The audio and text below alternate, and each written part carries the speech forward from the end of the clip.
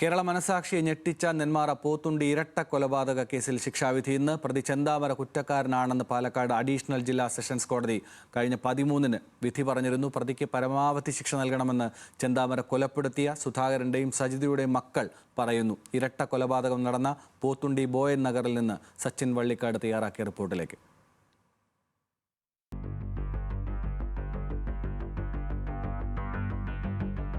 നെന്മാറ പോത്തുണ്ടി ബോയൻ നഗർ സ്വദേശികളായ ലക്ഷ്മിയും മകൻ സുധാകരനും ഭാര്യ സജിതയും 2 മക്കളും സന്തോഷത്തോടെ കഴിഞ്ഞിരുന്ന വീടാണിത്. 2019-ലാണ് അയൽവാസിയായ കൊടും കുറ്റവാളി ചെന്താമര ഈ വീട്ടിൽ കയറി സജിതയെ അതിക്രൂരമായി വെട്ടിക്കൊലപ്പെടുത്തിയത്.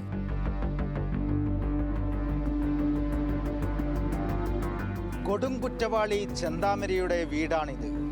സുധാകരന്റെ വീടുമായി 10 മീറ്റർ വ്യത്യാസം മാത്രമാണ് ഇരു വീടുകളും തമ്മിലുള്ളത്.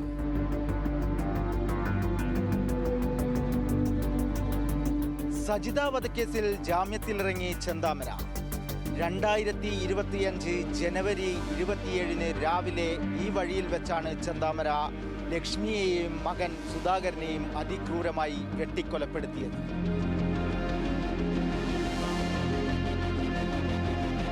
ചെന്താമരയുടെ ഭാര്യയും മകളും പിണങ്ങിപ്പോകാൻ കാരണം സജിതയും കുടുംബവുമാണെന്നുള്ള തെറ്റായ ധാരണയാണ് കൊലപാതകങ്ങൾക്ക് കാരണം. ആദ്യം സജിതയെയും പിന്നീട് സുധാകരനെയും അമ്മ ലക്ഷ്മിയെയും ചെന്താമര കൊലപ്പെടുത്തി. അവിടെ സോസിക്കാരുടെ അടുത്ത് പോയി നോക്കിയപ്പോൾ അവൾക്ക് മുടി കൂടുതലുണ്ടാകും. ഈ മുടിയുള്ളവളാണ് നിങ്ങളുടെ കുടുംബത്തിന് കേടുവരുത്തുന്നെന്ന് പറഞ്ഞിട്ട് അവൻ പറഞ്ഞതാണത്. ആ സോസിക്കാരൻ പറഞ്ഞപ്പോൾ ഇവരെന്താ പറഞ്ഞ്, അപ്പോൾ ഇവളായിരിക്കും നമ്മുടെ കുടുംബത്തിന് നാശമാക്കി വിട്ട്, അപ്പോൾ ഇവളിന് എന്തൊക്കെ ചെയ്യണമെന്ന് പറഞ്ഞിട്ട് അവൻ പോയി കുളിച്ച് വന്ന ഒരു ഓണത്തെ ദിവസം പിറ്റേ ദിവസം എന്തൊക്കെയോ ചെയ്യണമെന്ന് പറഞ്ഞിട്ട് ഇവനെങ്ങനെ ആ ആസൂത്രം അങ്ങനെ ചെയ്ത് കൊടുവാളും നല്ല തീറ്റി വെച്ചിട്ട് വേലിയർക്കും പോലെ അയർത്ത് ഉള്ളിൽ പോയി ആളെല്ലാ സമയത്ത് വെട്ടിക്കൊന്നു.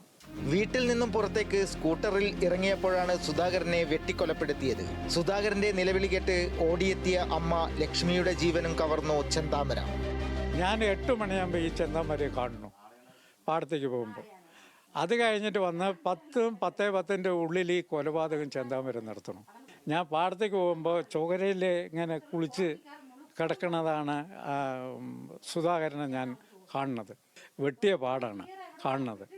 ചുവരിങ്ങനെ വരുന്ന കാഴ്ചയാണ് ഞാൻ കണ്ടുകൊണ്ടിരിക്കുന്നത്. 3 കൊലപാതകം ഒരു നാടിന്റെ സമാധാനം ഇല്ലാതാക്കി. ആ കറുത്ത ദിനങ്ങൾ ബോയൻ നഗർ നിവാസികളെ ഇന്നും ഭീതിയിലാഴ്ത്തുന്നു. കുട്ടികൾക്കുൾപ്പെടെ ഇവിടുത്തെ ആളുകൾക്ക് ഉൾപ്പെടെ പേടിച്ചിട്ട് വെളിയിലിറങ്ങി നടക്കാൻ പറ്റാത്ത ഒരു സ്ഥിതി ഉണ്ടായിരുന്നു.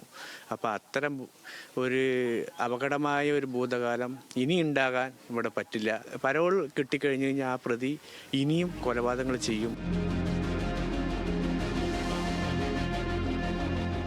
നീറുന്ന ഓർമ്മകളുമായാണ് അഖിലയും അതുല്യയും ജീവിക്കുന്നത്. ഒപ്പം പോത്തുണ്ടി ബോയൻ നഗർ സ്വദേശികളും. ക്യാമറമാൻ രമേശ് റാമിനൊപ്പം സച്ചിൻ വള്ളിക്കാട്, ന്യൂസ് മലയാളം.